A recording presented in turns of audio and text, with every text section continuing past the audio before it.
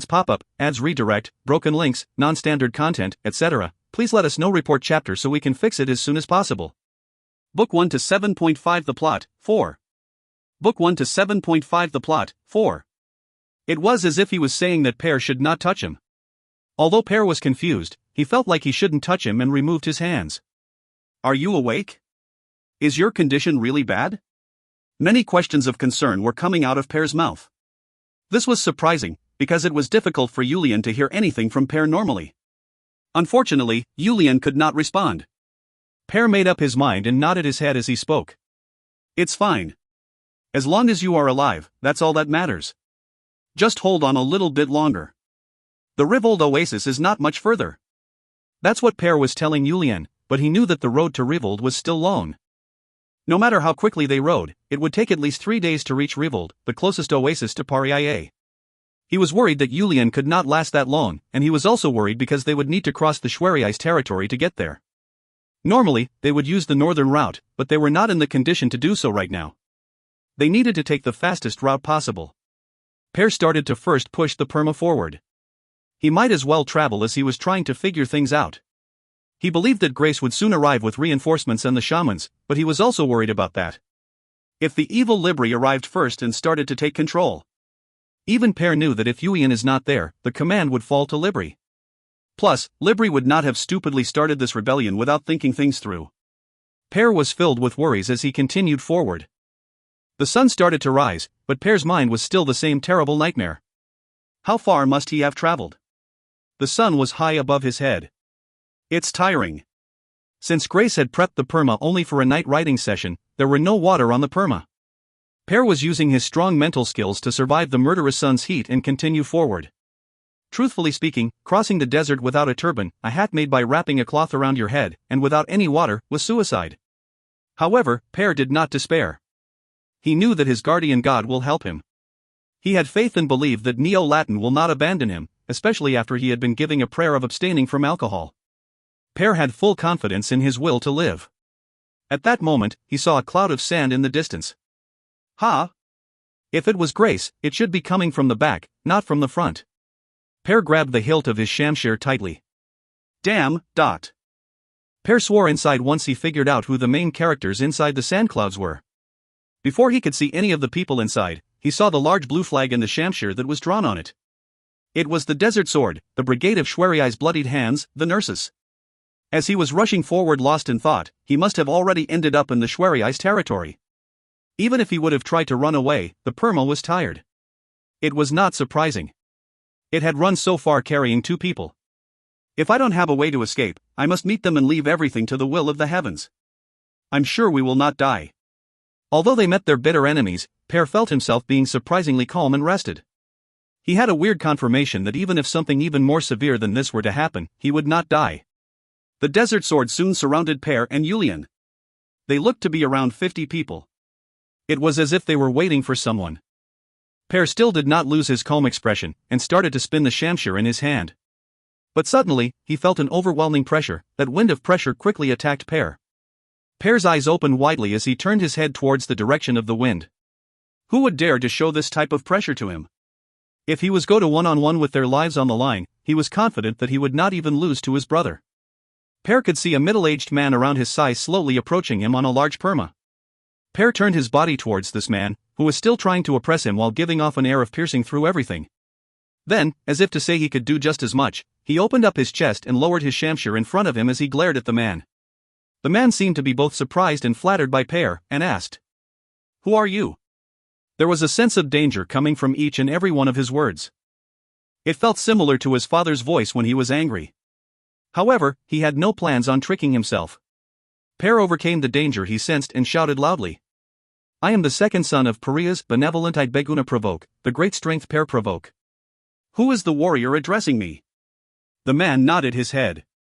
It was a name that he kept hearing these days. The two sons of Pariah were extremely talented. The eldest son caught a sand dragon on his own, and the second son was known as an extremely strong individual who could defeat anybody he faced. If it was a warrior with that much fame, it seemed fine to tell him his name. The man answered in a quiet yet powerful voice. "I am Venersis, the bloodied hands of the Shwariai strength, the desert sword." To be continued. That's it, folks. We have come to the end of Volume 1 after 334 pages in 3.5 months. It's been 100 days, so I'd say I've been translating at a rate of 3.34 pages a day. Whether that is fast or not, I'm not quite sure, but I'm quite happy to have finished Volume 1. As mentioned a few weeks ago, I will be taking a week off. After that we will see the start of Book 2. See you all in a week. If you find any errors, ads pop up, ads redirect, broken links, non-standard content, etc., please let us know. Report chapter so we can fix it as soon as possible.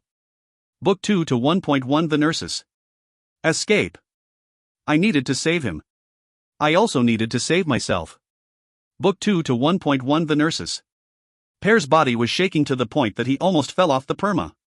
This man was the Western war god and Pariah's worst enemy. Putting the Shwariai tribe second, if anyone could catch just this one man, Pariah could resolve all the grudges it has had for a long time. Pers wanted to swing his shamshir and try battling him right now. He wanted to catch Venersis and resolve his grudges. However, he needed to protect Yulian and make it to Rivold. Venersis noticed that the murderous aura coming from Per's body suddenly disappeared and looked at Per as if he was surprised. Ah! Venersis had only been looking at Per because of his strength that he didn't notice Yulian leaning on the perma until now. He's been hit by poison. Venersis looked at Yulian's face as he asked, "Who is he?" Per hesitated at Venersis' question. A true warrior will not kill someone who is not holding a weapon. If I pretend he is someone else, there is a higher chance of survival. Per debated for a bit but ended up shaking his head. His brother will need to become Pariah's glow in the future. He could not use a lie to save his life. This is Pariah's young glow, the desert conqueror, Yulian Provoke, my older brother. An enemy we must catch. Per put some strength into his hand at Venersis' response. However, a warrior does not use a crisis for their benefit. Per was confused at what Venersis just said.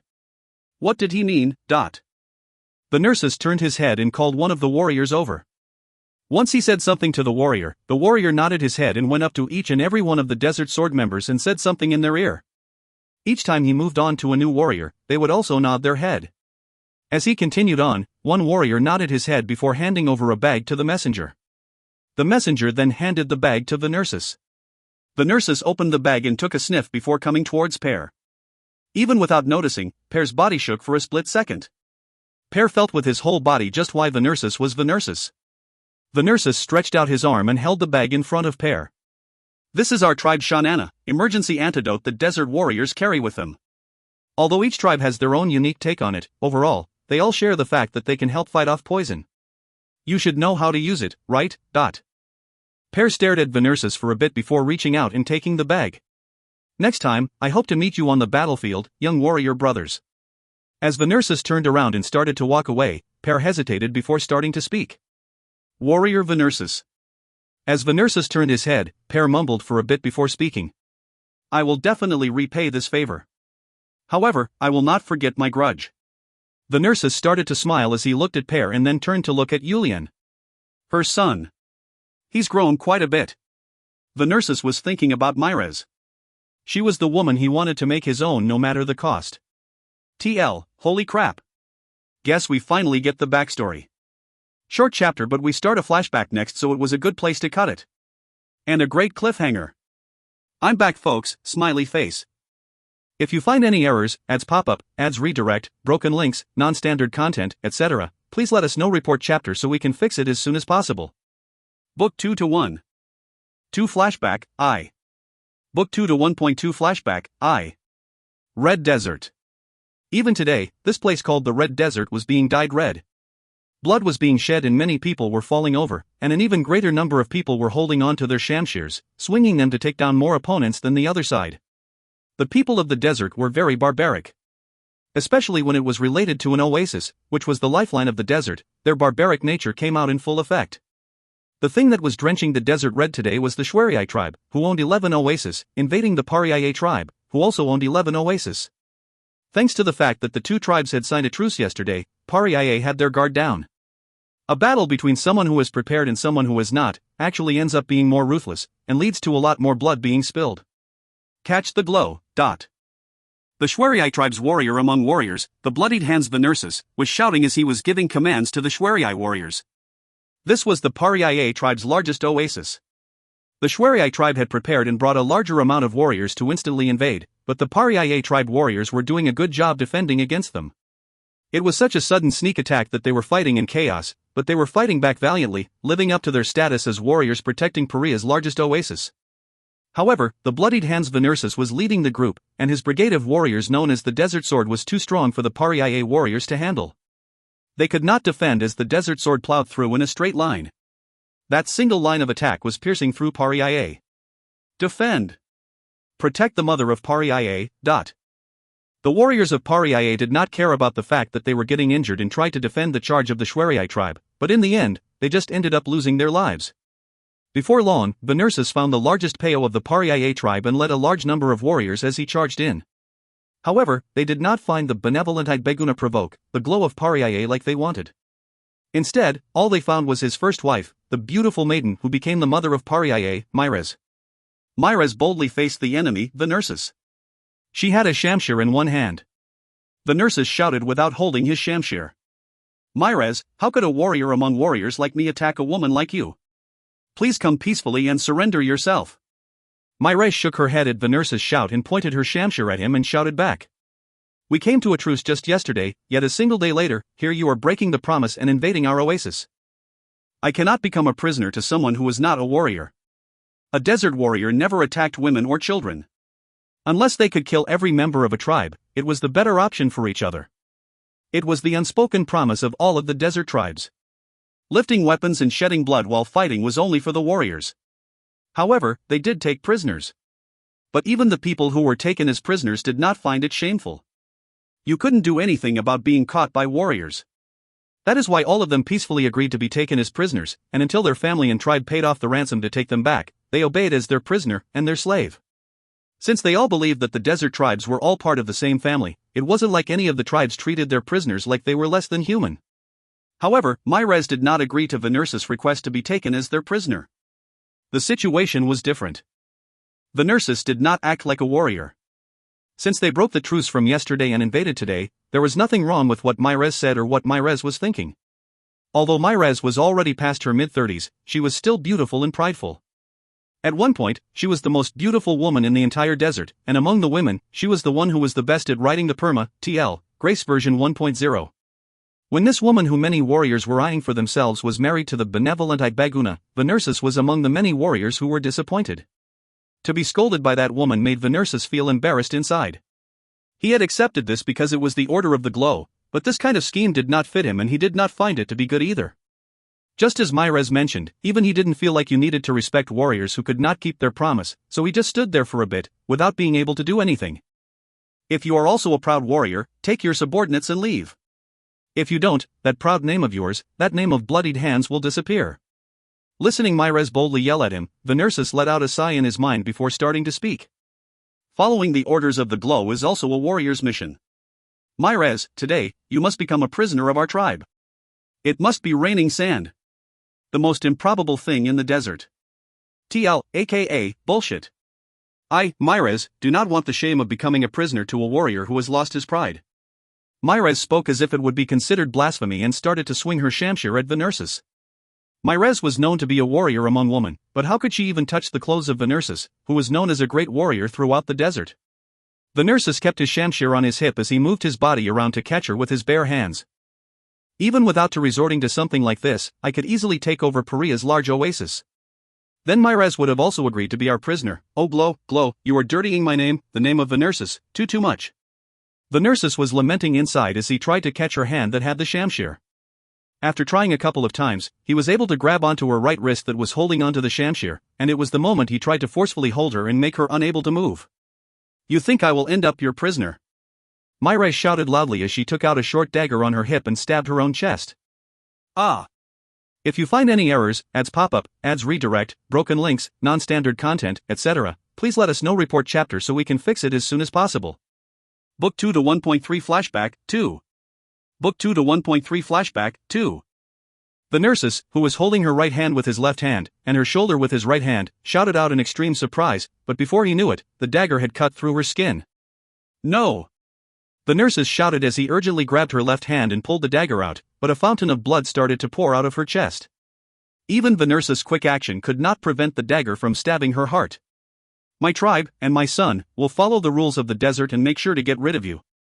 Myrez looked at Venursis with eyes full of grudge, and Venursis felt like every place her eyes landed on hurt more than when he was slashed by a shamshir. As Myrez's body started to grow cold in his arms, Venursis just blankly stood in place. Now, he could no longer get rid of the stigma that Venursis, the bloodied hands, murdered the mother of Pariah. He could not make any kind of excuse. His name and his pride had both received a large scar. Venursis looked down at Myrez with a blank expression before letting out a loud moan. He then carefully laid her down in the peo and walked out. A long time later, the large box that was in the corner of the peo started to move around. Thunk! The lid of the box made a noise as it flipped open, and a young boy came jumping out of it. His eyes that were open extremely wide looked to be very shocked. Although he had opened the box just slightly to make sure nobody was around before opening the lid, the shock in the heart of the child had not subsided. The next moment, the child's eyes grew so wide they looked like they might rip. The black pupils in his eyes grew large before suddenly shrinking. Mother! The boy, who looked to be around 10 years old, had seen Myrez's body. The boy urgently called to her as he ran towards her. Julian Provoke. The first son of the Glow of the Pariah tribe, Myrez's one and only son Julian, could no longer speak after seeing the bloody chest of his mother and just kneeled down next to her. Mother! Tears started to fall from Julian's eyes. He put a hand over his mouth to muffle his cry and hugged his mother's body. You are foremost a prince, the Glow who will lead our tribe forward in the future, and a warrior who will lead the tribe. However, since you are not an adult yet, you do not have the mission nor authority to protect the tribe just yet. So go in here. If you end up as prisoner, it will not be good for Pariah. Knowing that Venursis's attack had started outside, Myrez tried to hide her son, but Julian was stubbornly not listening. He was a male and a son, so he felt that he should protect his mother, who was a woman. What Myrez had said to convince her son after feeling proud seeing the small practice shamshir in her son's hand, ended up being the last words Julian ever heard coming out of his mother's mouth. Mother! With his hands and face completely covered in blood, Julian laid on his mother's chest and cried quietly. He needed to keep his mother's wish. Although he was very young at 10 years old, he knew exactly what he had to do. If he cried loudly right now, he would simply end up a prisoner. The cost to get him back would be quite heavy as well. Mother, I will not be sad. I will only cry this one time. Mother, this son of yours will make sure to return this grudge. I will follow the law of the desert and return it in the exact same way, so I will not be sad. A boy's promise. The child of Baguna, the Glow of Pariah, and Myrez, the mother of Pariah. While Julian Provoke was making this promise, outside, the dry desert sand and the dust of the wilderness had absorbed a lot of human blood. It then combined with the wind that you often see in the desert wilderness. A red wind befitting the name Red Desert started to blow. If you find any errors, ads pop up, ads redirect, broken links, non-standard content, etc., please let us know. Report chapter so we can fix it as soon as possible. Book 2 to 1.4 Taking Control of the Tribe, I. Book 2 to 1.4 Taking Control of the Tribe, I. Venursis remembered the incident from back then. How could he, who was called the greatest warrior of the desert, not notice the presence in that peo? Venursis knew that there was someone who was hiding in the large box. He then sent the warriors out and secretly paid attention to the situation in the peo. But after watching everything, he just decided to return. If it was not her son, would I just let them go again today like I did back then? Venursis was thinking. He would not kill them because of his pride as a warrior,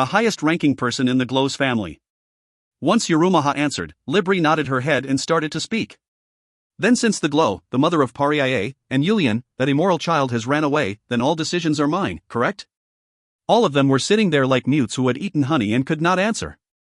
Neither Libri nor Grace were people who they could not treat improperly. I asked if I was in charge of making the decision for the tribe. When Libri asked again, Yurumaha and the other chiefs nodded their heads. I did it. Libri was cheering loudly in her mind.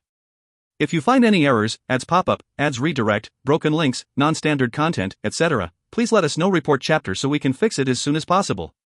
Book 2 to 1.5 Taking Control of the Tribe, 2. Book 2 to 1.5 Taking Control of the Tribe, 2.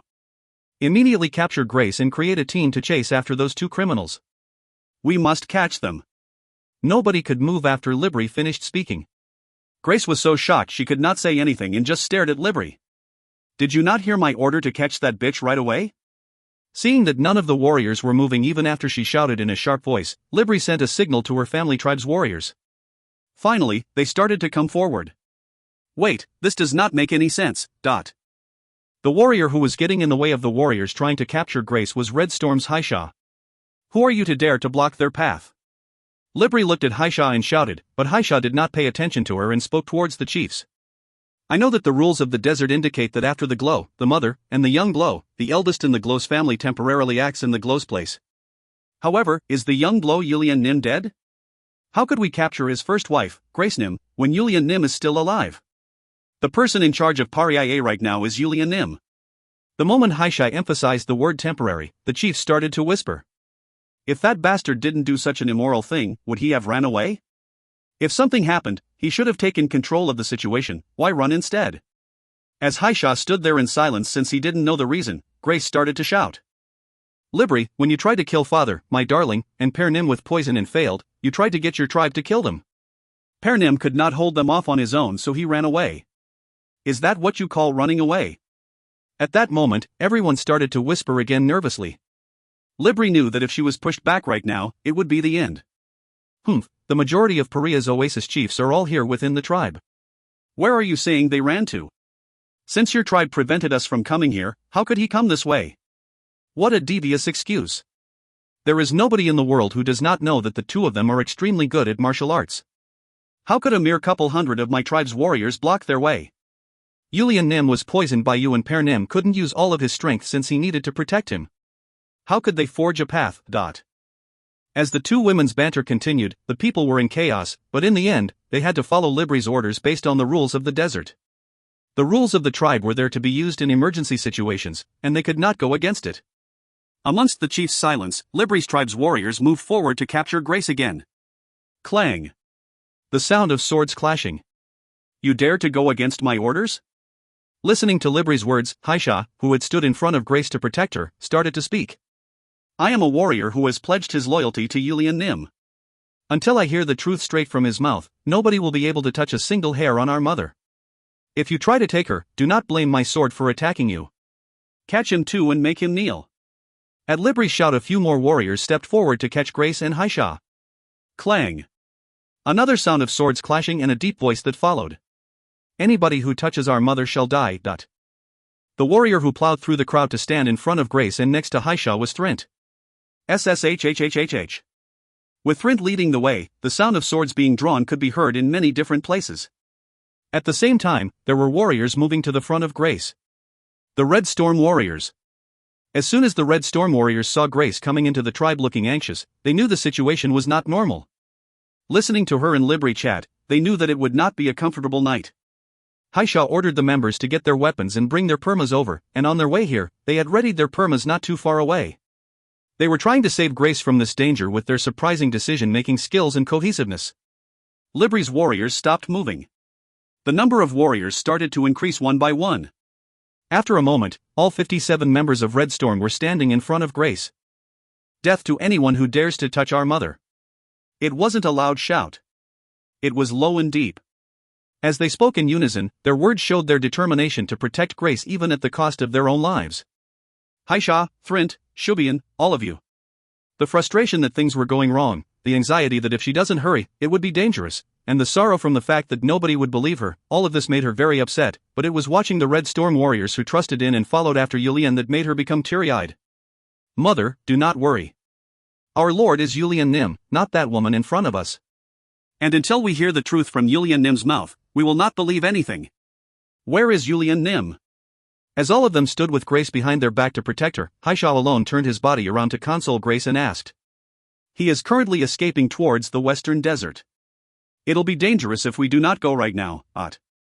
Libri knew that the situation was not going well and shouted towards the warriors. All warriors are to catch all of those rebels. Make sure you don't miss a single one.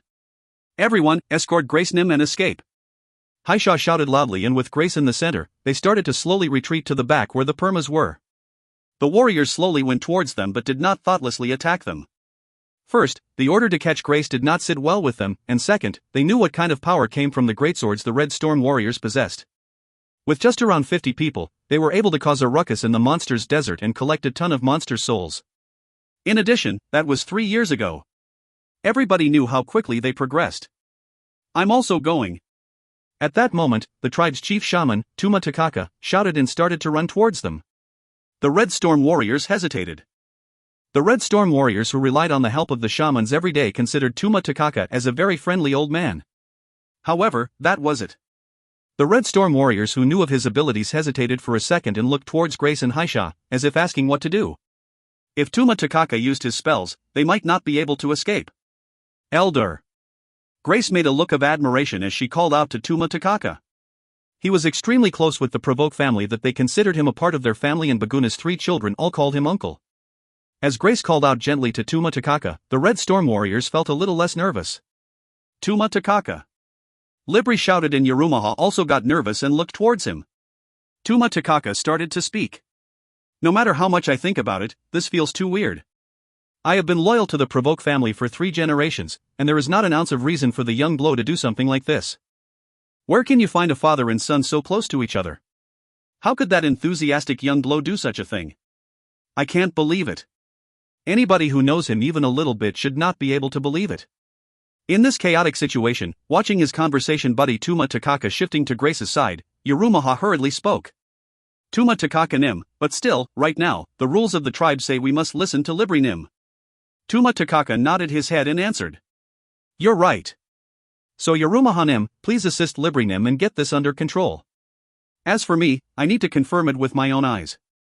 No matter how many times I think about it, I believe all of this is happening under some type of misunderstanding. Tuma Takaka Nim.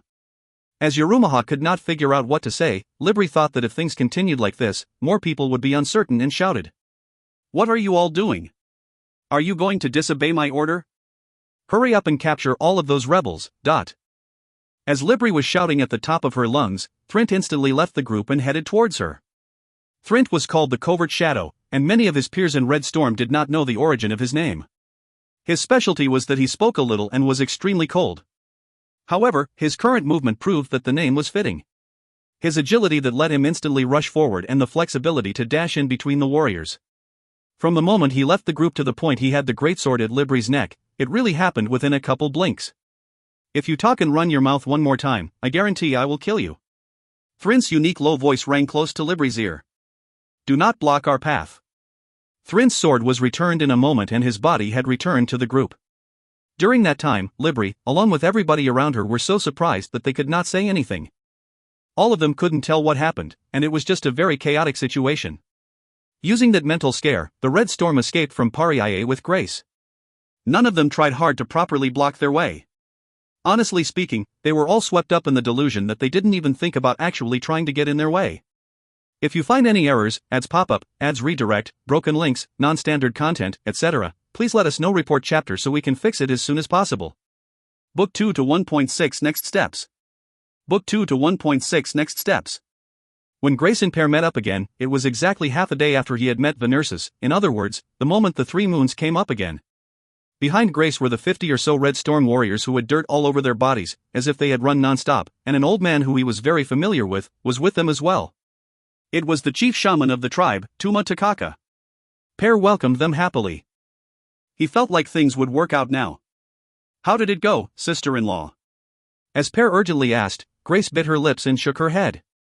Libri had already taken command of the warriors. When I arrived in the tribe, the different chiefs were all surrounding Libri. Per closed his eyes tightly at Grace's response. He thought positively, and thought that Libri's plot was revealed when he saw Grace and the warriors.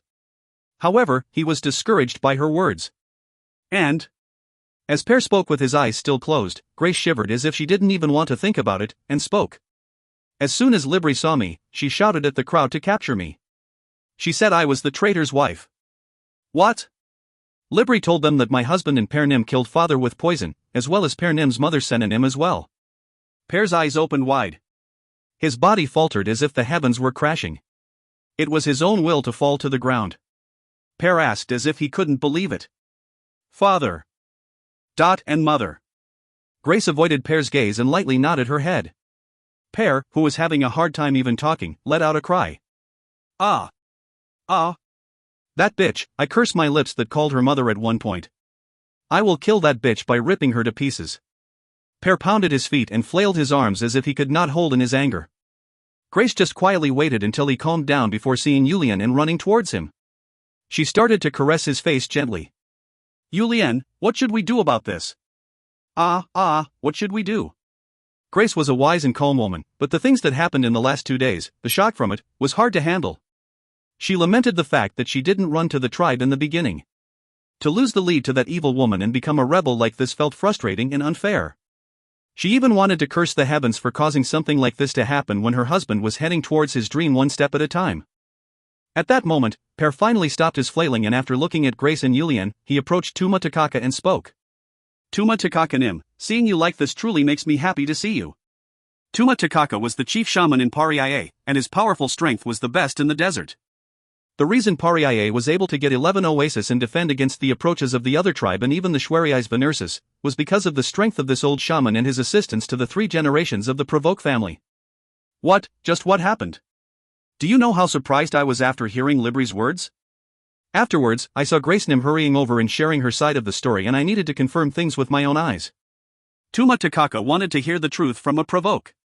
He had been connected with the family since the days of Baguna's father, and when Baguna as well as his 3 sons were born, they all received his protection from opponents' spells. For something like that to happen to these people.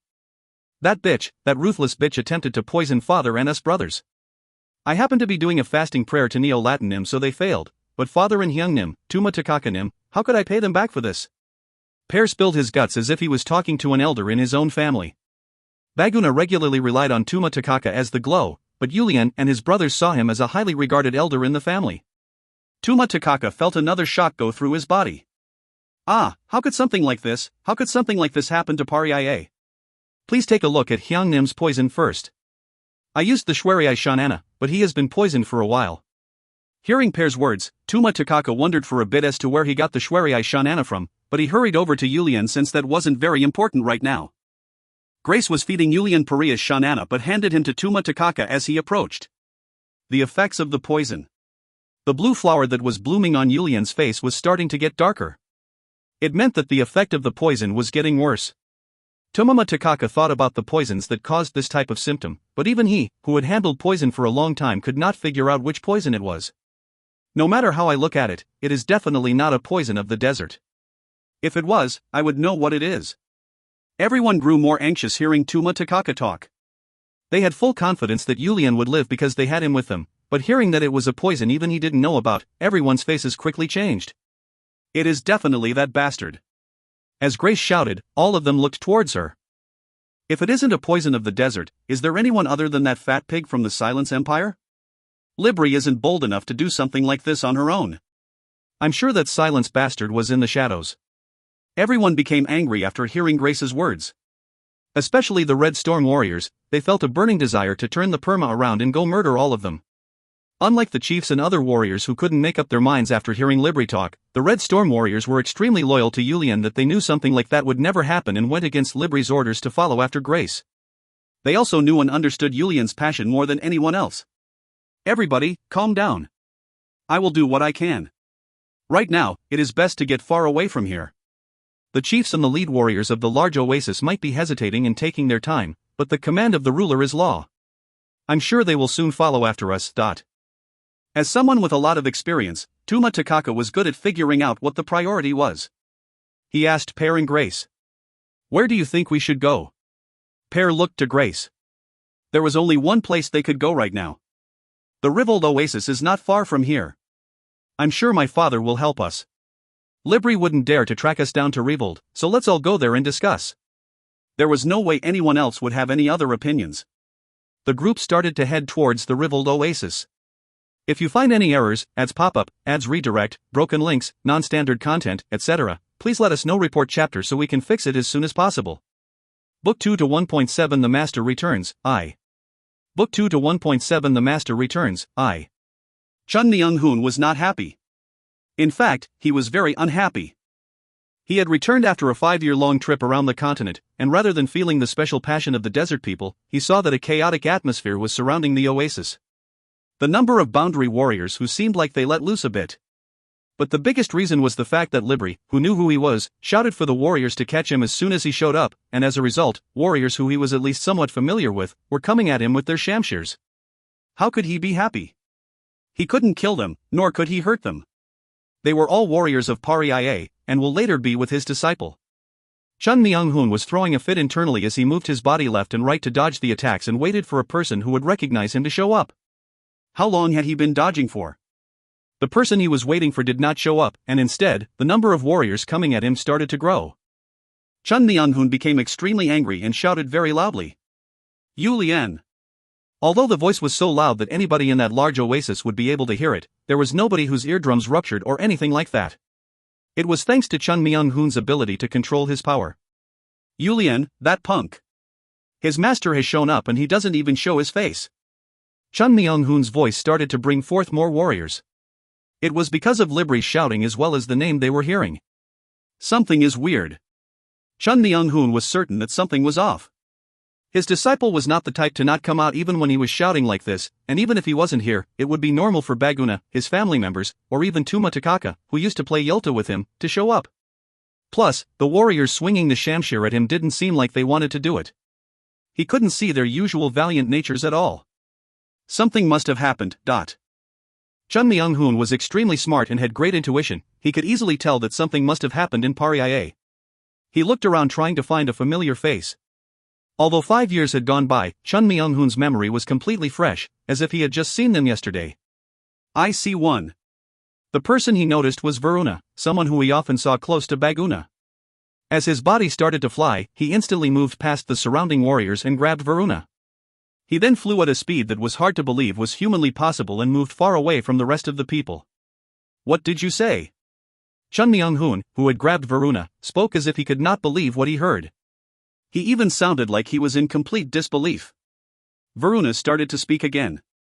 "It's something that is difficult for me to believe as well. For our young Glow to plot out a rebellion like that and murder the Glow. This is just... So where did Yulian go? That day, Grace-nim. Grace? At Chun Myung-hoon's reply, Varuna realized that Chun Myung-hoon was really out of the loop and started to explain. Ah. Senior may not know of it. Yulian Nim was married 4 years ago. You don't know how much Yulian Nim suffered trying to look for you back then. Well, I guess he was at the age to get married. So what happened to his wife, Grace? Varuna started to continue his explanation. So Grace Nim came and told us that our current interim Glow, Libri Nim, had murdered Baguna Nim, and that Yulian Nim and Pear Nim were being attacked by her tribe members. She asked us to move immediately to help them. But the problem was that Libri Nim had arrived first and told us that Yulian Nim and Pear Nim had rebelled and used poison to murder Glow Baguna and the mother of Paria, Sena Nim. She ordered us to go and catch the two of them. Chun Myung-hoon was confused and asked, "Does she have the authority to give such an order?" When the Glow, mother of Paria, and the young Glow are not present, the command of the warriors falls to Libri Nim as the most senior member of the Glow's family.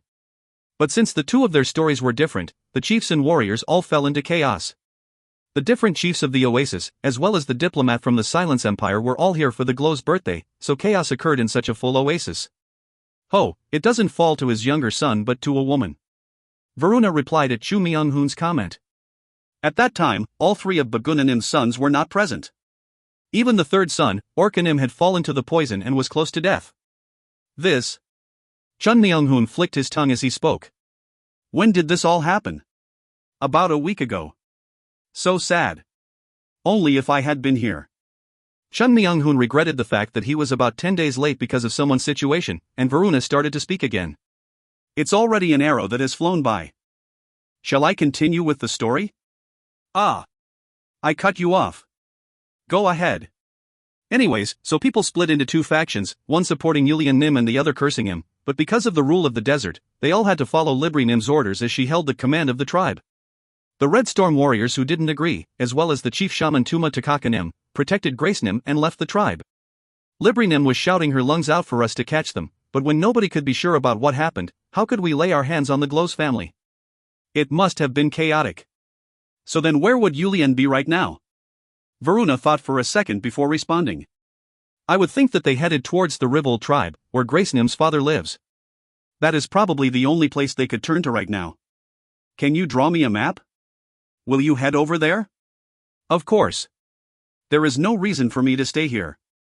I will get more details from my disciple before making up my mind. If Globaguna is dead, that is like killing my friend, so I need to pay my respects to the dead. Then please take me with you. Many people are lamenting the fact that they could not go with Grace Nim. In fact, there are quite a lot of people just waiting for Yulian Nim to return and tell us the truth with his own mouth. You all should have not listened to anybody and just captured all of them to figure out the truth. At Chun Myung-hoon's response, Varuna nodded his head as he responded. We had to listen to Libri Nim because of the rule. However, watching Libri Nim ask all sorts of questions to the fat diplomat from the Silence Empire, the people had to hold back their anger.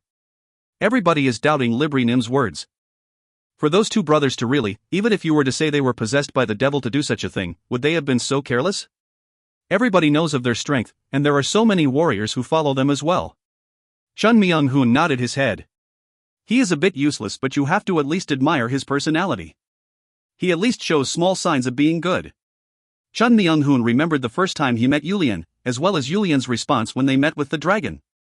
He laughed happily once before speaking. All right. Come with me. I'm sure Yulian will like it if someone who knows the situation from the inside shows up as well. Chun Myung-hoon made up his mind to catch up to Yulian. If you find any errors, ads pop up, ads redirect, broken links, non-standard content, etc., please let us know. Report chapter so we can fix it as soon as possible.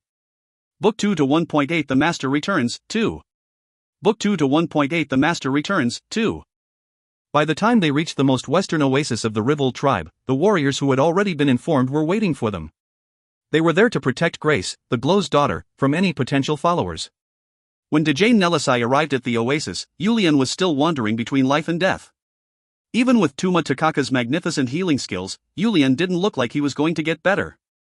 The Red Storm warriors, as well as his family members, were all fearing that this was the end, and their faces were getting darker.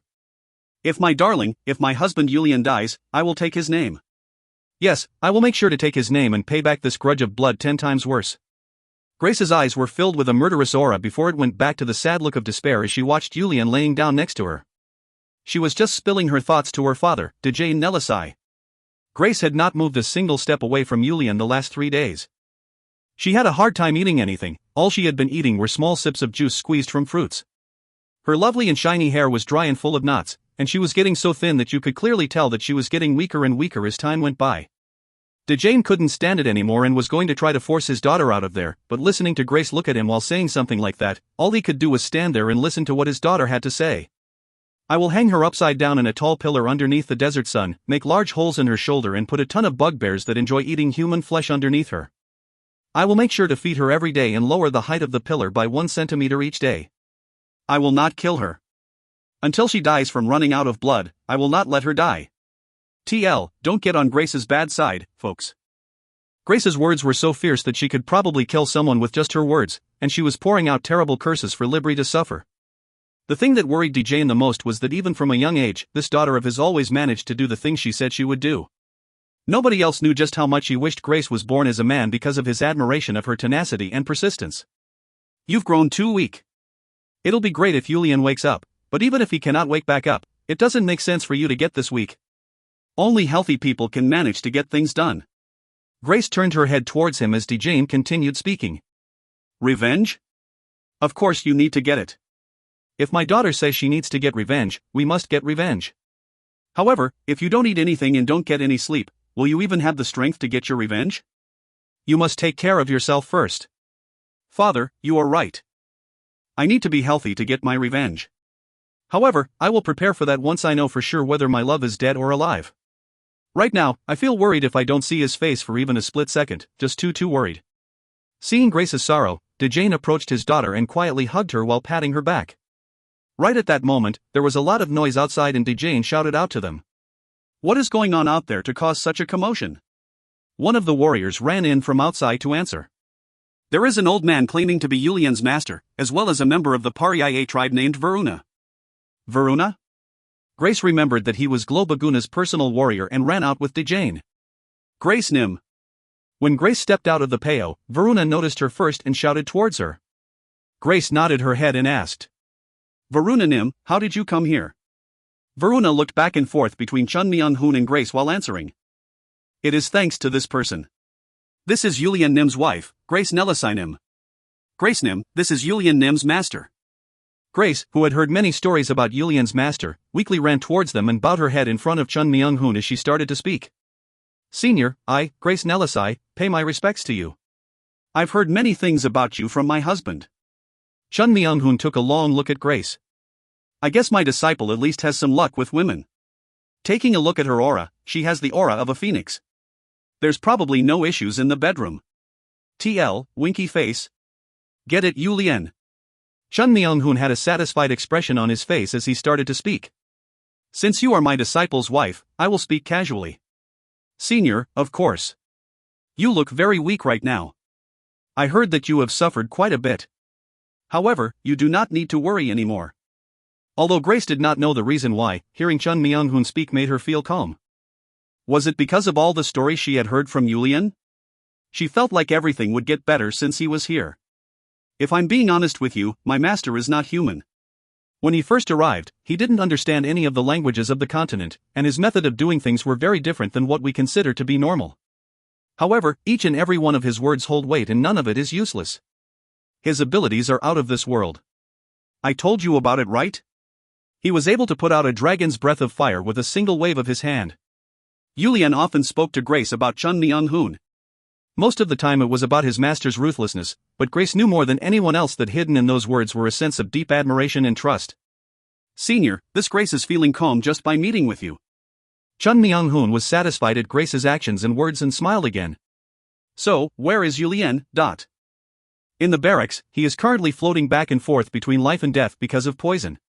Because it is not a poison of the desert, everybody is just helplessly watching. Senior, is there anything you can do? Chun Myung-hoon had a look of surprise as he spoke. Let us go take a look. When Chun Myung-hoon entered the barracks, Yulian was indeed laying down as if he was dead. Seeing his disciple like this after not seeing him for 5 years, Chun Myung-hoon was very unhappy and started to frown. How long has it been? About 10 days. We have worked hard during that time to find an antidote, but nothing seems to be working. Senior. As Grace answered restlessly by his side, Chun Myung-hoon lifted up his sleeves and sat Yulian down. He then put his hands on Yulian's back and chest before his frown became even bigger. The poison had into his main acupuncture points, and was starting to seep into his heart. If you find any errors, ads pop up, ads redirect, broken links, non-standard content, etc., please let us know. Report chapter so we can fix it as soon as possible. Book 2 to 1.9 The Master Returns, 3. Book 2 to 1.9 The Master Returns, 3. If he had arrived just 1 day later, even he probably wouldn't have been able to anything about it. Go fill a large pot with clear, cold water. The size of the pot should be one that is big enough to completely cover Yulian. First, I will need 5 of those pots. At Chun Myung-hoon's order, Grace urgently ordered people to prepare the pots. She also called someone else to go get Pair, the Red Storm Warriors, and Tuma Takaka. Chun Myung-hoon put his hands on Yulian's Yongdehihile, the spirit tower of a person, located in the center of the back, TL, known as the Ling Tai acupuncture point, and let the poison spread throughout the body to heal him. It was a weird way to heal him. Senior. Seeing that Yulian's face turned lighter but that in return, Yulian's whole body started to turn blue once Chun Myung-hoon started to touch him, Grace was worried and cautiously called out to Chun Myung-hoon even though she was thinking to herself, I shouldn't talk. Do not worry. I plan on removing the poison using his whole body, so I spread the poison that was gathered in one location out. A bit later, hearing that the pots were ready, Chun Myung-hoon lifted Yulian up and headed outside the payo.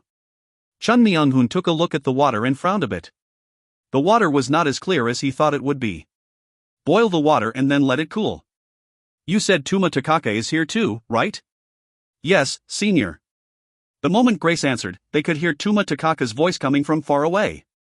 Chun Myung-hoon, you have finally returned. This is truly the help of the heavens, the help of the heavens. Tuma Takaka, it has been a while. A plot like this even with you there, this Chun Myung-hoon was very surprised. Tuma Takaka was the person Chun Myung-hoon was the closest to while he was in the desert.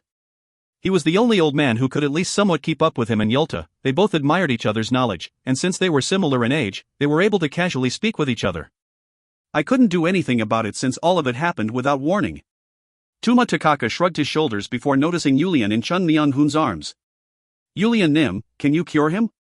It is beyond my powers, so you are the only one I can rely on. I can't let my disciple die in front of my eyes. But this water is not clear enough. I told my disciple's wife to boil the water and cool it down, but I hope you can quickly cool the boiling water with that spell of yours. Listening to what Chun Myung-hoon needed, Tuma Takaka looked inside the pot before asking. So it just needs to be cold and clear, That is correct. In order to remove this poison that is full of yang energy, the water needs to be cold and clear. The colder the better. Tuma Takaka nodded his head and answered. I will get it ready for you soon. Just wait. Tuma Takaka moved his body left and right as he walked around a pot. Words that sounded like gibberish were coming out of his mouth following a rhythm, and every so often, his wooden staff would strike the ground. Da bong dang. As Tuma Takaka hit the pot with his staff, a metallic sound came out of the wooden pot. It is ready. Take a look. Chun Myung-hoon took a look into the pot after hearing Tuma Takaka's words, and indeed, the water that was a bit dirty was now so clear that the eyes of the people staring at it would get cleaned as well. After putting his finger in to verify the extremely cold temperature of the water as well, Chun Myung-hoon looked at Tuma Takaka while speaking. One day, those spells of yours, I will definitely learn it, but I've been setting the foundation for my spells for over 50 years. If you have the skills to take it, go ahead. Chun Myung-hoon smiled at Tuma Takaka's retort and thought to himself while looking at the water in the pot. No matter how many times I see it, it is an amazing talent. If you use some type of ice magic, you could make it cold, but how do you explain this clear water? Remembering about Yulian in his arms, he removed all of Yulian's clothes and put him into the pot feet first, all the way until he was completely submerged. If you do that, how can he breathe? As Grace was shocked seeing Yulian's whole body go into the pot and tried to step forward, Tuma Takaka grabbed her shoulder and shook his head. Just stand back and watch. There is definitely a reason for that man to be doing this. At Tuma Takaka's persuasion, Grace just stood in place with a nervous expression. After submerging Yulian into the water, Chun Myung-hoon hugged the pot with his arms and started to bring forth his ki. In an instant, the water in the pot started to spin, and as it started to speed up, Yulian started to spin with the water as well. How is this possible? What happened next made everybody's jaws drop. The speed of the spinning water became so fast that the water started to shoot up into the sky in the shape of the pot. Even while doing that, not a single drop of water fell out. The color of the water. The color of the water. The people started to talk. The clear water that was shooting up to the sky was starting to turn black. Tuma Takaka, please prepare the next pot. As Chun Myung-hoon spoke while just turning his head to keep his arms around the pot, Tuma Takaka urgently nodded and headed to the next pot. He then used the same method to turn the water clear and freezing cold. It is ready. Chun Myung-hoon nodded his head and tapped on the pot. Yulian's body started to float up and accurately fell towards the next pot. It was amazing. Without moving a single finger, he was able to move Yulian, whose large size was well known throughout the desert, to the location of his choosing. Even Dejane Nelisai forgot about his appearance as Glow and dropped his jaws while watching this scene play out. What they saw in the first pot repeated in all 5 pots. The only difference would be that although the water in the first pot turned completely black, as he changed pots, the color got lighter and lighter. The 5 pots were filled with new water and the same process was repeated. After the 8th pot, the water did not change color anymore. Chun Myung-hoon must have been at least a little bit tired, as his face was a bit red. That should do it. Lay him back down. He should wake up in a little bit. Hearing Chun Myung-hoon's words, Pear and Grace hurried over to Yulian and wrapped a cloth around him, and carried him back into the payo to lay him down. To be submerged in that cold water with the body of a patient, his body was like ice. Grace worked hard to massage Julian's body for about 30 minutes. After 30 minutes, Julian's eyelids started to shake before he opened his eyes. Ah, my dear, you've woken up. If you find any errors, ads pop up, ads redirect, broken links, non-standard content, etc., please let us know. Report chapter so we can fix it as soon as possible. Book 2 to 1.10 The Master Returns, 4. Book February 1st, 10 The Master Returns, 4. Grace was finally relieved after seeing Julian open his eyes and fell into his brace. That he would wake up, she firmly believed that he would wake up, but it was true that there was a tiny bit of doubt that was running through her mind the entire time. It's because you are too weak. How much must you have been slacking off while I was gone that a single glass of poisonous water would make you like this? Julian heard the blunt and familiar voice in his ear. Master. Julian suddenly sat up. That Grace, who was in his embrace, started to fall. Ah. Grace, sorry. Julian quickly grabbed Grace to prevent her from falling and turned his head. You finally coming to your senses? The poison is all gone, so if you pretend you are still sick, I will kill you myself. Master, when did you return? Oh, but where is this? Julian looked around him. He was not in his peo or his father's peo. At Julian's response, Chun Myung-hoon scoffed in disbelief. I saved you from almost dying, but you're an idiot who didn't even know he could have died. Yes, if I wasn't here, you're the type of punk to ask King Yama what? I died? Aren't you? What are you talking about, Dot? Julian was confused at Chun Myung-hoon's words and looked at his master with a confused expression before turning to Grace. Do you not remember anything? Remember? I was in my father's peo drinking alcohol with father and my brothers. Orca said he had some good alcohol, so I drank it, and while I was drinking it, he remembered until drinking Orca's alcohol. However, he did not remember anything after that. Grace continued the story on his behalf. You fainted. There was poison in the alcohol. You and father fainted because of the poison, and Libris tribe's warriors immediately charged into the peo. Grace explained everything that happened to Julian. How could something like this? While listening to Grace's explanation, Julian was so angry he could not finish his words and just sat there with his fists clenched tightly on top of his thighs. Something he could not believe had happened. Father? What happened to father? Julian realized the situation and urgently asked about his father Baguna's condition. Grace responded with a sad expression. I heard that your father still had a little bit of consciousness after drinking the alcohol. After father realized the rebellion that was happening, he ordered Pernim to take you and escape. There were too many warriors from Libris group that Pernim could not escape with both father and you. So, what happened? What happened after that? While Pernim and the Red Storm warriors were escaping with you to Rivold where my father was, Libri sent people to each of the oasis. She said that you murdered father and ran away and to kill you as soon as they found you. Thump. Crack. Julian was extremely angry and hit the couch, and the sound of the couch breaking could be heard. Eowa. Soon, Julian's sorrow-filled voice rang throughout the peo. Father. Everyone looked towards Julian with sad expressions, and even Chun Myung-hoon turned his face away. Even he knew just how close the father and son were. Julian shouted like that for a while before suddenly stopping. Libri, that bitch. Julian's eyes were extremely red and a murderous aura poured out of Julian's body. Don't just tell me, show me with your actions. As Chun Myung-hoon's words reached Julian's ears, Julian looked around him before standing up and bowing to the people around him. It looks like all of you have suffered quite a bit because of me. There is something I need to think about. Please let me be alone for a bit. At Julian's request, everybody went outside the peo. They couldn't feel the shock that Julian was feeling, but they could imagine just how much shock he was in. Julian came out of the peo around the time the first moon started to come up. Are you okay? Chun Myung-hoon was waiting outside the peo and asked once he saw Julian. It is all thanks to you, master. Where did the rest of the people go? I sent them all away. It looked like there was something you needed to tell me. You saw them? Chun Myung-hoon nodded his head at Julian's question. I'm sorry, master. I went against your word. I was prepared to be beaten to death by you when I passed on the martial arts to my wife and the Red Storm warriors. It was something that I really needed to do. I'm sorry, master. Watching his disciple bowing in front of him, Chun Myung-hoon continued to worry. Chun Myung-hoon had seen the Red Storm warriors training and noticed signs of his martial arts. His strength was not something that could thoughtlessly be shared in this world. He confirmed that thought while traveling through the Western continent with the dragon for 5 years. In this world, those who could even just barely manage to use some sword force were known as masters and received a lot of respect. Of course, there weren't that many people who could let out their sword force in China, but it wasn't as rare as it was here. In a large or famous sect back in China, there were at least 10 or so masters at that level.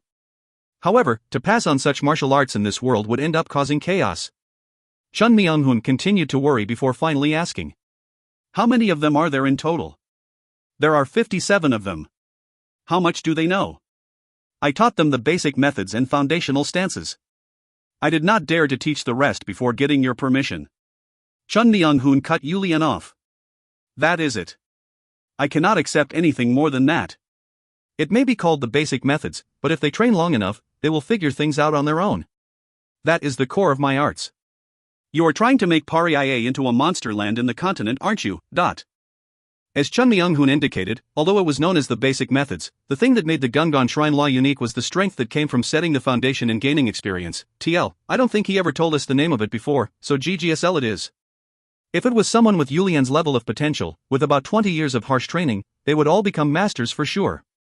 Thank you for giving me permission. Getting Chun Myung-hoon's approval made Yulian extremely happy and he kneeled in front of Chun Myung-hoon and kowtowed. Yulian, I will give you a stern warning. I will approve of you having a kid in the future and passing down the martial arts to him, however, it must end with the current group of warriors. You may only pass it down to your blood. Nobody else. Thank you, Master. There is no reason to be so happy. If I find that you've went against my word one more time, I will chop off your head myself. Yulian did not stop smiling even at Chun Myung-hoon's harsh words. By the time the next generation of Red Storm was created, the current Red Storm warrior's abilities should be about his current level. If that's the case, even if it was not the GGSL, they can pass down the other training methods they have learned, and that alone will make them stronger than any of the other tribes. Plus, didn't his master say he could pass it down to his own children? Yulian kowtowed again and thanked him. Thank you very much, Master. Okay, so, what are you planning to do from here on? Glow Baguna was my friend as well. If you are okay with it, I want to get the revenge for you. Then the situation would calm down quickly, wouldn't that be great? Chun Myung-hoon was saying that he would get rid of all of those involved in the plot and restore things as they were, but surprisingly, Yulian shook his head. I'm sure everyone will want me to take care of it with my own hands. In the end, this is an internal issue for the Provoke family, and it will only mean something if I take care of it myself. You make it sound like I'm an outsider. As Chun Myung-hoon spoke like he was upset, Yulian quickly shook his head. Your disciple treats his master as the heavens, how could you say such sad words? Yulian, who seemed to have regained his energy with Chun Myung-hoon giving him permission to train the Red Storm warriors, spoke with a vigorous voice. This made Chun Myung-hoon feel better. It is fine. As long as you feel that way, that is what we will do. Then I will not take any part. Master, just the fact that you are next to me makes me feel like I have hundreds of warriors with me. Chun Myung-hoon, who seemed to like what his disciple had to say, started to laugh while waving his hand once and returned to his peo. Yulian waited until his master disappeared before looking at the moon in the sky. I will make sure to get my revenge. Yulian clenched his fists so tightly that his fingernails were digging into his palms. End of chapter 1. Next up. A bloodless civil war. Compared to the things that happened, it was resolved too easily. Should he pity their stupidity? Or, should he blame the woman who made everything a mess? If you find any errors, ads pop up, ads redirect, broken links, non-standard content, etc., please let us know. Report chapter so we can fix it as soon as possible. Book 2 to 2.1 The State of Paria. A bloodless civil war. Compared to the things that happened, it was resolved too easily. Should he pity their stupidity? Or, should he blame the woman who made everything a mess? Book 2 to 2.1 The State of Paria. What do you mean? Libri shouted at Narapa, the leader of the chiefs of the oasis of many palm trees. I am saying that we cannot serve Orkanim as Glow. That's what I'm asking. What do you mean by that? Glow Baguna has passed away and his first and second sons are responsible for it. Shouldn't that make it obvious that our Orca will succeed the position of Glow? Narapa looked around at the other chiefs before speaking. In the history of Paria, we have never served a boy who has not even completed his coming-of-age ceremony as the Glow. Orca will be an adult next year, so why is that such a big issue? Yulat, are you trying to make it so Yulian or Pear can be the Glow? If those two really did murder the Glow, how could they be Paria's Glow? Libri glared at Narapa at his response. That means that all of you still don't believe my side of the story. That is not it. We are trying to let you know that it is time for Pariah's glow to move to a different family. We must decide on a new glow at the gathering of the chiefs. Blasphemy. You're against our Orca becoming the glow because you are trying to take the position for yourself. Narapa looked around, as if to ask for help.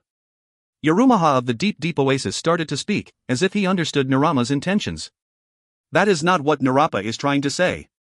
If there is nobody in the Provoke family to take on the position of the glow, it is only fitting for the chiefs to gather to determine a new glow. As Narapa mentioned, there has never been a case where a boy who has not had their coming-of-age ceremony has taken the position of glow. Librinim, as you mentioned, we can wait until Orcanim completes his coming-of-age ceremony next year. However, what kind of traits does Orcanim show that says he will make an outstanding glow? Libri started to get nervous seeing that Yarumaha, the most revered chief, agreed with Narapa's suggestion. This wasn't it. She needed Orca to take the position of glow and start building up his power base so that they could fend off Yulian in Pear's attempt at retribution. Because of her nervousness and anxiousness, Libri ended up saying something that ended up making the desert warriors angry. Our Orca has earned the trust of the Silence Empire. If that boy becomes the glow, we can receive the protection of the Silence Empire. When that happens, we won't need to worry about something like the Shweriai anymore, so our Orca must become the glow. All of the chiefs instantly frowned after hearing what Libri had to say, and even Janet, who had been quietly sitting in the back, started to frown as well. This useless woman can't even eat the feast that I've prepared for her. Did SJE think they would be jumping up in joy if she mentions us? I really can't understand this woman. That's what Janet thought about Libri's speech, and he also started to think that it would be hard to set a puppet glow here in Pariah. However, it shouldn't be a big issue. He managed to get rid of Yulian and Pear, who would have been a thorn in their side, and with all of Pariah shaking like this, he could regain the things that he thought he was going to lose.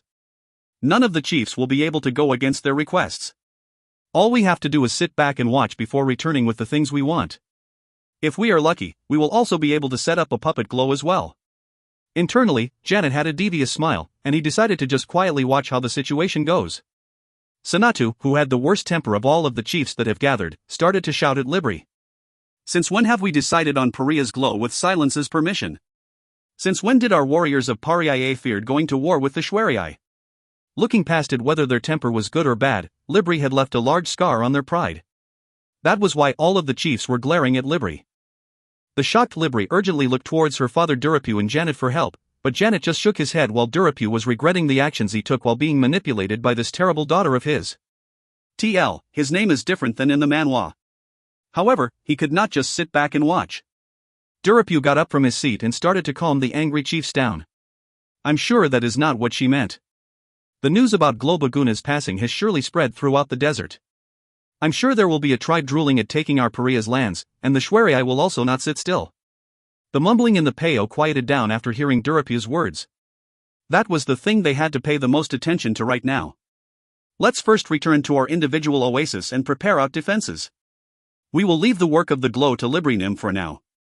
Not because she is my daughter, but because Librinim has the command according to the rule of the desert. Nobody has any complaints, right? Once everything has settled down, the chiefs can gather together to decide on a new glow. Because what Durapu has said was true, the other chiefs agreed and started to exit the Peo chatting with the people they were close with. Once everybody left, Durapu started to speak to Libri. You made a mistake. What did I do? At Libri's retort, Durapu sighed internally before shaking his head. It was certain that she made a grave mistake. However, it was already spilled water. Durapu just had to convince his daughter. What did you plan on doing by touching their pride? You need their support in order for Orca to become the glow. Father, even you heard what they were saying. Durapu let out a sigh before starting to speak. Sayat may be temporary, but currently, you are Pariah's glow. Speak your mind but go with their plan for the time being. You need to stall for time. Orca just needs 1 year to finish his coming-of-age ceremony. You can start trying to convince them at that point. We need to highlight Orca's abilities and earn him some merits he currently does not have, so that there won't be any issues of him becoming the glow. We need to make sure there won't be any issues even if Yulian or Pear try to cause any issues in the future. Do you understand what I am saying? After listening, Libri felt that what Durapu had said was right and nodded her head. On the other hand, as they were heading out of the Peo, Sanada started to speak to Yarumaha in a grumpy voice. Honestly, I cannot believe Libri Nim's words. Yarumaha Nim, you were there at that time too. You were there when Yulian Nim convinced us with his extremely passionate speech. But for him to murder Globaguna and cause a rebellion on that same day? Logically, no, even if you consider Yulian Nim to be abnormal, does that make any sense? Yarumaha just silently shook his head. Stop just shaking your head and say something, but what would an old man like me have to offer? Don't say things like that. I'm sure you know just how much everybody is focusing on your words now that Globaguna has left this world. I believe there is a high chance that you will become the Glow if the chiefs get to decide on the new Glow. Yarumaha shook his head again at Sonata's words and started to speak. You cannot select me. I am too old to be the Glow and none of my children have the aptitude to be the Glow. Then are you just going to sit back and watch? I have many thoughts going on as well. However, if we start getting on each other's bad sides because of the Glow selection, we will be eaten up by the Shwari and that devious silence. That is why I am holding back. At Yarumaha's words, Sonatu, as well as the other nearby chiefs, all admired his wisdom. He definitely saw things differently than they did. Then what do you plan to do? First, we must prepare our defenses. There is no way the Shwari will let go of this opportunity. The Wikali tribe to the north has been aiming for us as well. Tell the warriors to not let down their guards. The young Glow brothers are not dead yet. Everyone looked at each other after his meaningful words. They couldn't tell the reason this wise old man said the last thing that he did. Yarumaha looked around at the chiefs, looking at him with blank expressions before speaking again. Why are you just standing around? Prepare to return to your individual oasis as soon as possible. Don't forget what I just said as well. After that, he headed towards his peo. As he was leaving, the remaining chiefs stared at Yarumaha's back before hurriedly heading back to prepare to head back to their individual oasis. If you find any errors, ads pop-up, ads redirect, broken links, non-standard content, etc., please let us know. Report chapter so we can fix it as soon as possible. Book 2 to 2.2 Yulian's Course of Action, I. Book 2 to 2.2 Yulian's Course of Action, I. As soon as the morning came, Yulian headed to the Glow's peo to meet with the Rivold's great Glow, Dejane Nelisai. Once he arrived, he found Dejane, who had just woken up. You came very early. I'm sorry to disturb your sleep so early in the morning, Glow Dejane Nim. No worries, I always wake up at this time. Anyways, are you feeling okay? I feel like I can immediately run around and hunt down 1,000 wild animals and monsters. At Yulian's confident answer, Dejane smiled before asking. That's good to hear. Let's get to the point. I'm sure you came to look for me so early in the morning since you had something you wanted from me. Yulian nodded his head and got straight to the point. I hope you can lend me 200 of Rivold's valiant warriors. Dejane, who was curious as to what kind of plan Yulian would have come up with, was surprised at this request. That's it? Yulian nodded his head. Yes, that is it. As Yulian confirmed his request, Dejane was shocked again. Honestly speaking, Dejane thought Yulian would request a minimum of 5,000 warriors. Of that, the amount of warriors he could lend Yulian was around 3,000. That was the most he could spare in order to protect the oasis that the Rivold controlled. However, to just need 200. You mean to tell me you can overpower them with only 200 warriors? I have the Red Storm warriors as well as Paria's chief shaman, Tuma Takakanim. Even so, the total number is less than 300. TL, this is Spara Artea. I know your Red Storm has many veteran warriors, and the warriors I would lend you will all be strong warriors who could rival their strength, but Paria has so many valiant warriors. What can you do with that small amount? Yulian shook his head as he responded. There is no reason to go against all of them. What I need the most right now is time. I'm thankful that I was able to recover quickly and plan things out. I'm sure it was my father blessing me from the heavens. Tell me. What do you plan to do? Yulian looked at Dejane. Dejane was his deceased father's sworn brother and his wife's father. In addition, it was because he had such a great influence that he was known as the Great Glow. Yulian was sure Dejane was tempted by Libri. There is no way that the devious Janet didn't think about the aftermath of the rebellion. The stupid Libri would have just followed whatever he told her to do. Yulian asked. There is something I need to first ask you as the Great Glow of Rivold, as well as my father-in-law. Ask. What did Libri request? Dejane hesitated at Yulian's question. For a moment, he thought that someone released the details of that meeting. However, there was no way his son-in-law, who woke up yesterday and realized what happened before setting up his course of action, would know about it. I'm sure it is just his intuition. His extremely sharp intuition. Dejane thought like that as he started to laugh. Are you doubting me? If I doubted you, I would have disappeared and you would not know where I have gone. I choose to trust the Great Glow and my father-in-law. However, I feel like I need to know. That is why I am asking. Dejane was satisfied at Yulian's answer and responded. I'm sure if that was the case, you wouldn't ask like this either. Fine, I will tell you. About a day after you arrived here, Libri sent someone over. She promised that she would hand over 2 of Paria's 11 oases in return for us catching you and returning you to Paria as soon as you got here, or not giving you any help and pretending like we didn't see anything. This. What a heinous woman. He had anticipated it, but hearing Dejane say it out loud made him extremely angry, leading him to shout. I thought that it would be better for me to pretend like I didn't know what was going on and accepted the request. At Dejane's word, Yulian looked towards Dejane with a shocked expression. Why are you looking at me like that? You need to make your opponent feel at ease in order to easily stab them in the back. This was why you could not ignore the old warriors. He was a very scary person, fitting the many years he has sat in the position of Glow. You are amazing. And very scary, Glow Dejane Nim. Dejane smiled at Yulian's words and responded. With just this much, I kept my loyalty to your father Baguna, as well as the love I have for you as my son-in-law.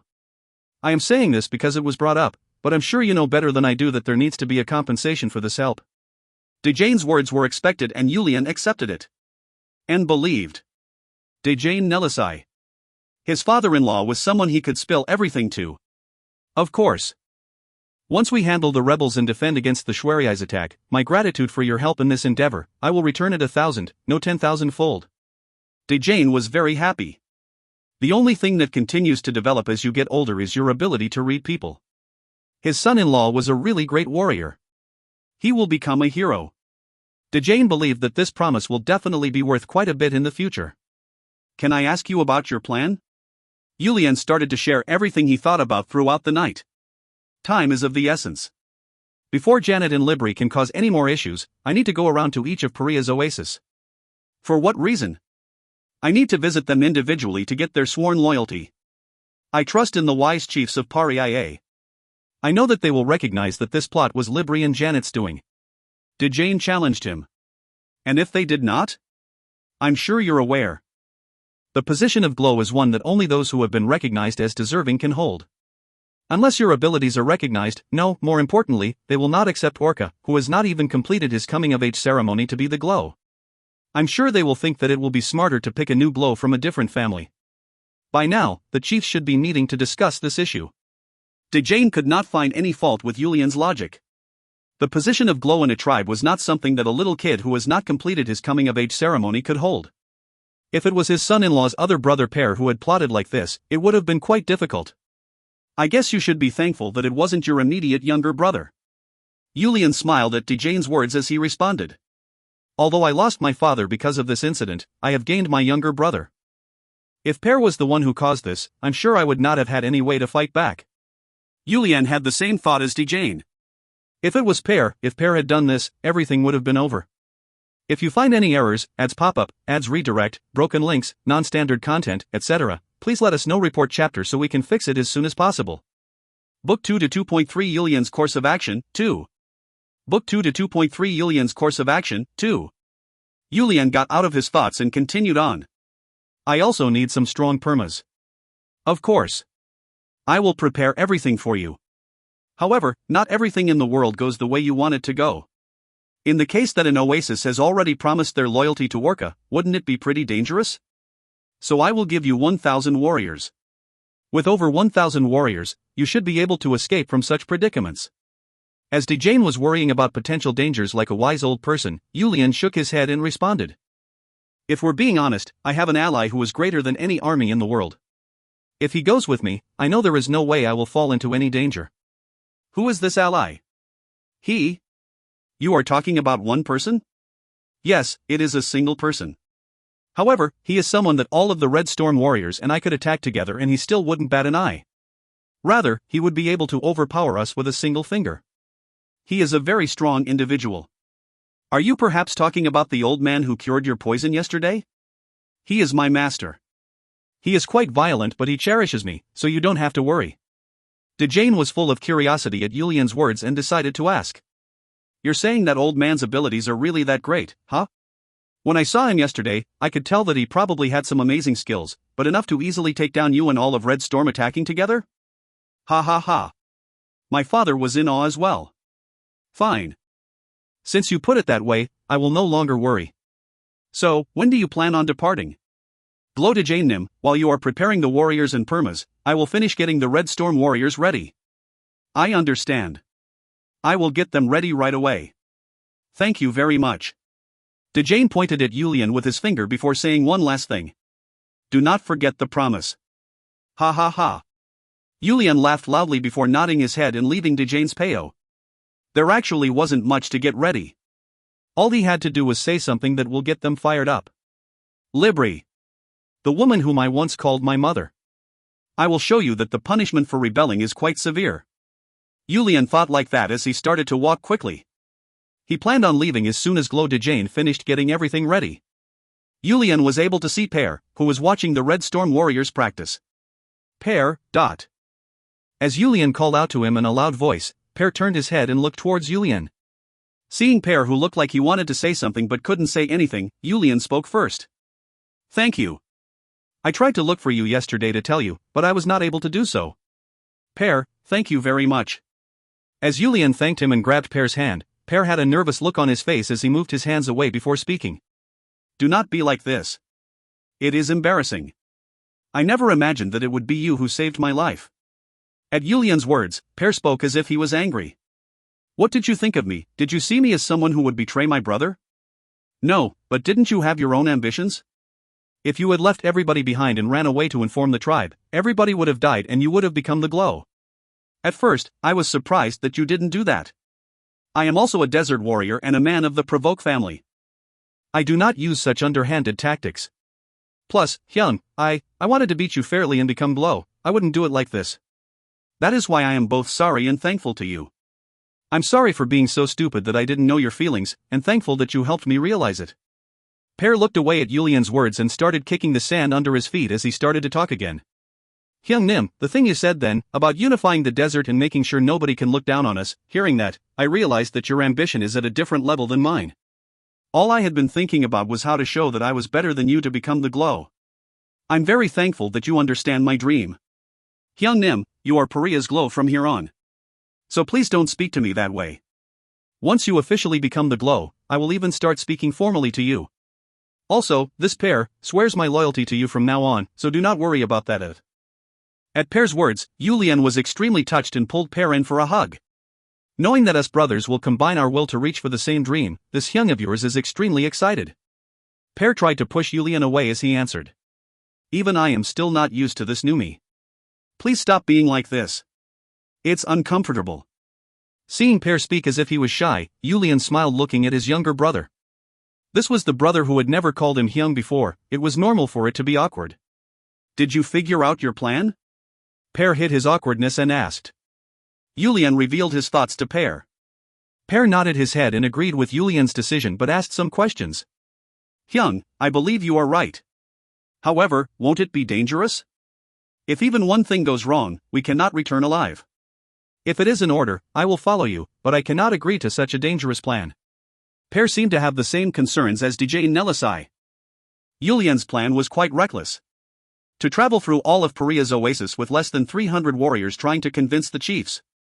With the internal affairs in a mess like right now, Paria's situation will be known by other tribes. The Shwerii, as well as the increasing number of tribes drooling over Paria's oasis, will have put the security at each oasis on high alert. Yulian convinced Pear. I need to believe in what Father has continued to do all these years. I also need to believe in the things you and I have done until now. If we try to take things back by force, there will be too much damage on both sides and Paria will become the weakest tribe in the desert. If that happens, our dream will become at least 10 years further away. However, I believe that Paria's chiefs are not such pushovers. They have eyes and ears. Once they realize everything that has happened is Libri and silences Janet's doing, it will be easy to convince them.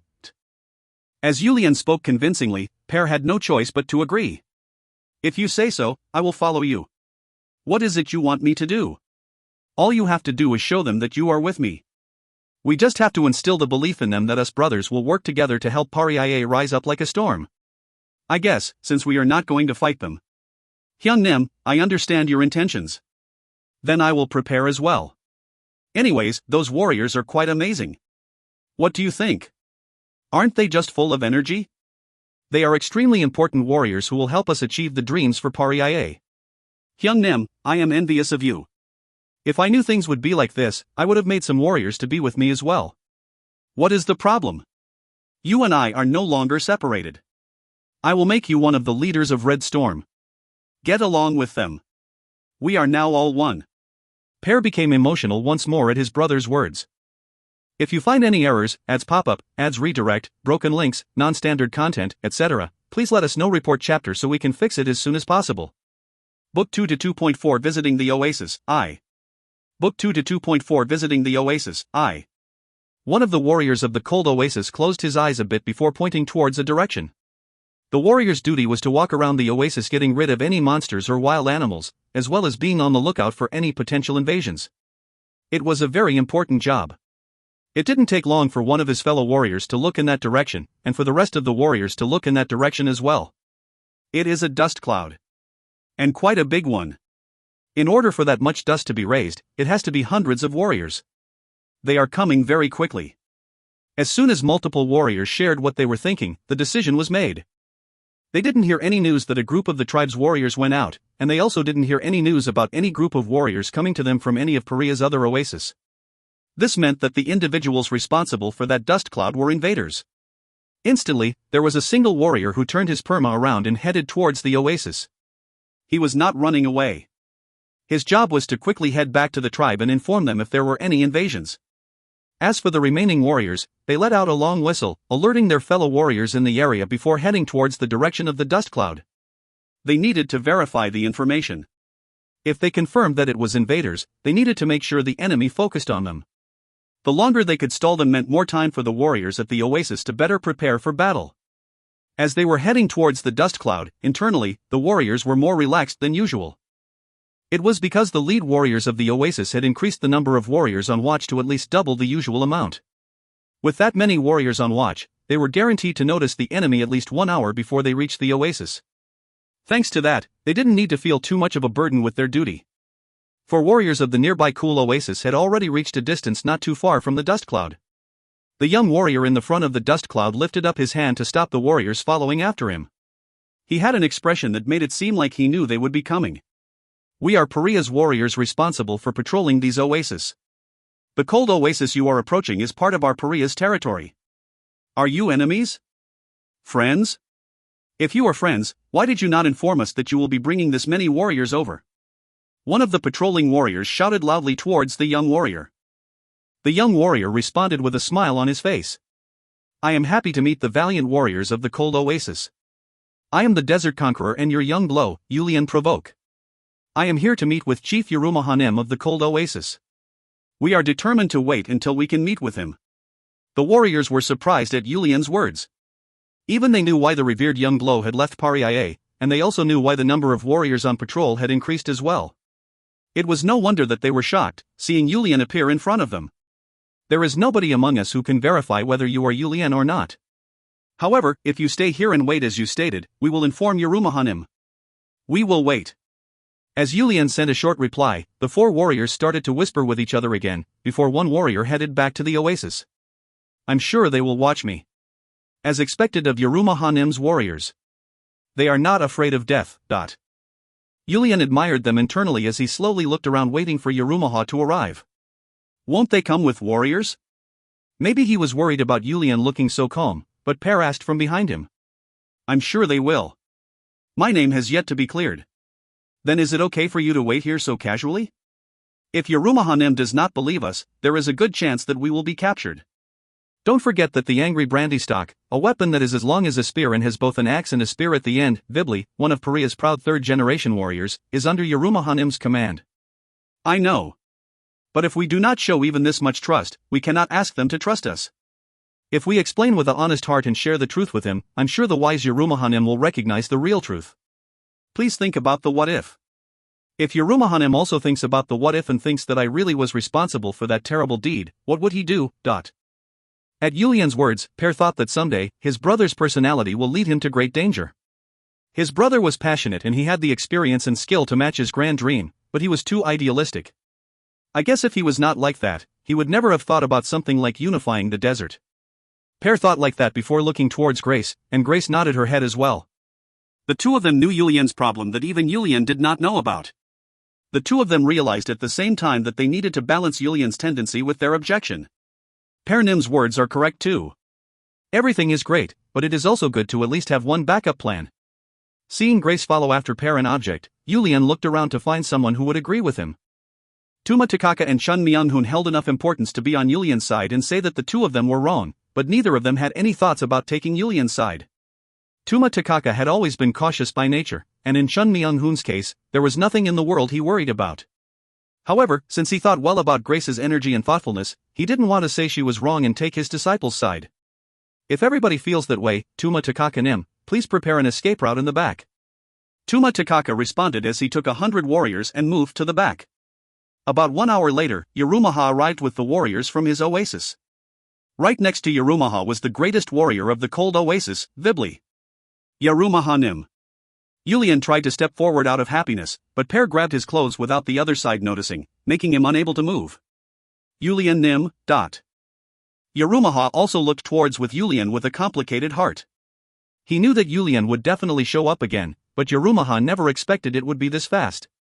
Yulian took a quick peek at Pear, but seeing that Pear did not let go of his clothes, he stood in place as he spoke to Yarumaha. I'm sure it is pretty chaotic right now. You know it is. In this old man's 60 years of life, it has never been this chaotic. I have not been able to think properly these last 15 days. I will explain everything. Everything that happened that day. I leave the rest for the wise Yarumaha Nim to determine the truth. As Yulian moved his hand back to remove Pear's hand and stepped forward, Vibli, who had been next to Yarumaha, moved his perma to block Yulian's path. Yulian Nim, please stop for a moment. Although Yulian had never met Vibli, who could not leave the cold oasis because he was fending off the Shwari, there was no way he wouldn't be able to recognize Paria's greatest warrior. The long brandy stock next to Vibli, as well as his presence, proved that he was one of the greatest warriors. To meet Vibli Nim, one of Paria's greatest warriors, like this, it is an honor. It is actually my honor to meet Yulian Nim, the desert conqueror. The hope of Paria rests on your two greatswords. However, I'm sure you are aware of the charges against yourself right now. Until your innocence has been proven, this Vibli cannot allow Yulian Nim to approach Yarumaha Nim. Please understand. Yulian had a bitter smile at Vibli's words. However, he believed in his own thoughts. If Yarumaha Nim really thought he was responsible for the events of that day, he wouldn't have tried to have a conversation like this in the first place. Yarumaha Nim, shall we talk here? No. Vibli, please move aside. Yarumaha ordered the greatest warrior, blocking his way to move, but Vibli shook his head as he spoke. I can tell that it will not be easy for me to take him on in a one-on-one battle. However, this Vibli has the duty to protect Yarumaha Nim and this cold oasis. At Vibli's determined words, both Yarumaha and Yulian had bitter smiles on their faces. Yarumaha sent Yulian a gaze that seemed to say he was sorry, and Yulian just laughed again. This is frustrating. Chun Myung-hoon, who had been standing to the side, started to speak. If you find any errors, ads pop-up, ads redirect, broken links, non-standard content, etc., please let us know. Report chapter so we can fix it as soon as possible. Book 2 to 2.5 Visiting the Oasis, 2. Book 2 to 2.5 Visiting the Oasis, 2. He traveled across the continent for 5 years to figure out the reason he came to this world, and seeing that the desert he returned to had changed quite a bit, Chun Myung-hoon was quite frustrated. The thing that he saw the most throughout the continent was similar to those corrupt officials back in China. He saw those so-called royalty of the continent abusing their people. It was worlds apart from how the glows and the chiefs of the deserts treated their people with love. However, the desert that he returned to was smudged full of betrayal and distrust. For him who happily came back because he liked the passion of the people and the culture of respect that the people had, it was the worst. The moment it looked like Chun Myung-hoon's body was about to move, Yulian and Yarumaha were suddenly in the center of where the two camps of soldiers were standing. Master. Yulian and Yarumaha both shouted in shock, and as both sets of warriors who had been standing idiotically tried to start moving, Chun Myung-hoon started to shout. Other than the representatives, everybody else scram. If you move, you will die. Chun Myung-hoon had wanted to just quickly take care of this whole situation by catching and killing the responsible individuals. However, his disciple had rejected that offer, and he remained calm because he believed his disciple made the right decision. However, they had to wait around for an hour, and even after meeting with Yarumaha, it didn't look like it was going to go anywhere for a while because of other people's perceptions. For Chun Myung-hoon, who normally had a hard time controlling his anger, this type of frustration was just too much. Yulian stayed calm since Chun Myung-hoon was his master and he knew about his master's almost omnipotent strength, but Yarumaha's warriors could not do that. Vibli started to shout angrily. How dare you look down on us like this? If you can kill us, try it. Vibli knew that he was not a match for Chun Myung-hoon since he couldn't even see Chun Myung-hoon move, but his pride as a warrior made him forget about that. As Vibli's perma tried to take one step forward, Chun Myung-hoon lifted his feet once more. Yulian, who happened to be watching his master's movement, shouted out. Master! He is just a warrior focused on his duty. How fast must Chun Myung-hoon's movement have been? Chun Myung-hoon stopped midway, but in response, Vibli's perma did not manage to take a single step forward. Chun Myung-hoon looked down at Vibli from the top of the perma's head and started to speak. This is your final warning. I will let you off this once because I happen to like desert warriors. Yulian also shouted. Great warrior Vibli Nim. I swear by my name that I came here to prove my innocence. I also came to get an oath of loyalty from the cold oasis as the rightful glow. Even if I do not manage to prove my innocence, I do not have a grain of sand of desire to harm Yarumahanim, so please do not move. Yulian was thankful that his master stopped. If he did not do anything and just watched, Vibli would have been beaten up by his master until the dust stopped flying, and Vibli would not have been able to live with that shame. His master liked the heart of the desert and the warriors, but he did not like their pride. He just had to look back at the amount of times he was beaten up. I swear he must have been a dictator. Yulian remembered the thought he had every time he was beaten up, and started to speak to Yarumaha. He is my master. I'm sure you've heard of him from my father? Yarumaha nodded his head as if he understood and motioned to Vibli to stay still. He remembered the things he heard from Glo Baguna. He is as amazing as I've heard. He does whatever he wants, but when it comes to right and wrong, he is the most righteous out of anybody I know, so please understand. From there, the rest was a breeze. Yulian clearly explained his innocence and righteousness to Yarumaha. Yarumaha cautiously listened until the end of Yulian's words before starting to speak. To be honest with you, all of the chiefs, including myself, have had our doubts. The words you shared with us that day was still fresh on our minds, but for something like this to happen on that same day? Of course we were doubtful. However, you cannot overcome times of trouble without a proper command structure.